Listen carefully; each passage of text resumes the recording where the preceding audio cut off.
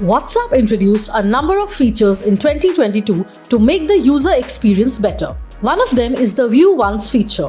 It lets you send photos and videos that will be automatically deleted after they are viewed by the recipient. The media cannot be saved or shared. However, a screenshot of the media can still be taken.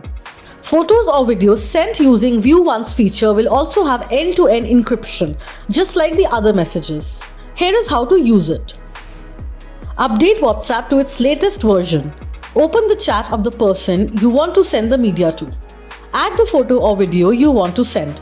Click the View Once icon located on the right side of caption bar. It's a small circle with the number 1 written inside it. Finally, click Send. The feature works for both individual and group chats. So, what do you think of this feature? Tell us in the comments. And stay tuned to Gadgets 360 for all things tech.